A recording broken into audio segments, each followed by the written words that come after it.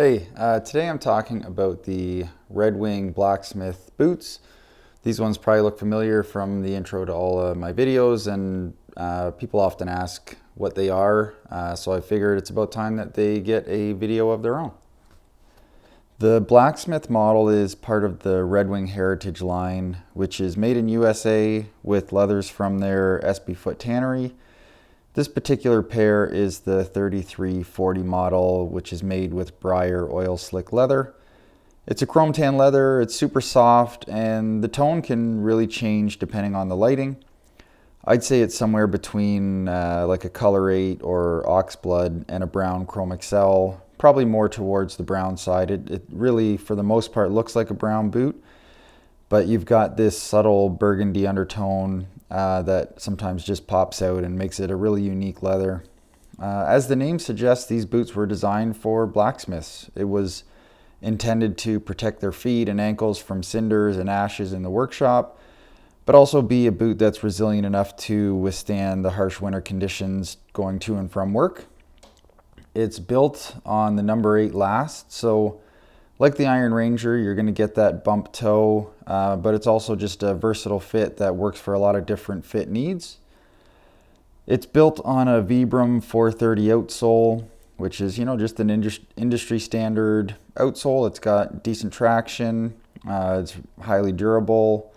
It's attached with a 270-degree Goodyear welt and has a solid block heel.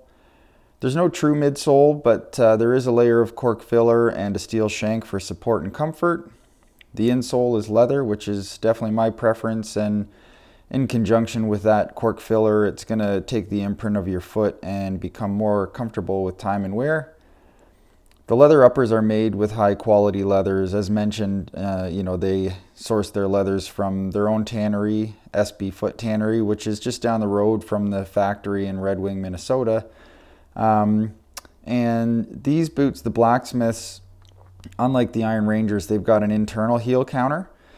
So you've got a nice rough out lining in the heel pocket, and this also is what helps create that aesthetic of the back strip, which is double stitched on there. The quarters are sewn to the vamp with a Puritan stitch, which is just a triple row of stitching, and it uses a nice wax thread. It's nice and strong.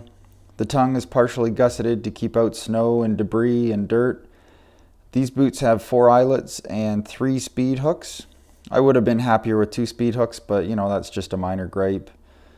Blacksmiths come with flat waxed laces, and in my experience, they aren't as tough as the Taslin laces, but this is only my second set of laces on these, and so they're super tough, just in my experience, not quite as durable as the Taslin.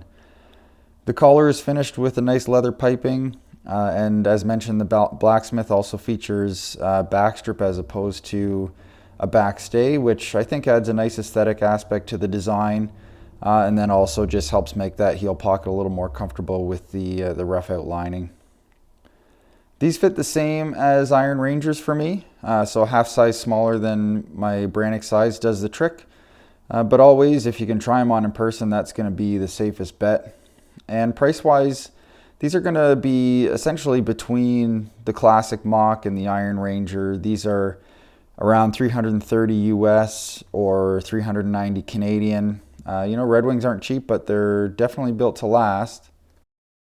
So that is the Blacksmith from the Red Wing Heritage line. These are made in USA. They're a versatile boot. They're tough, they're going to last, and they're also a good-looking boot. All right, thanks a lot.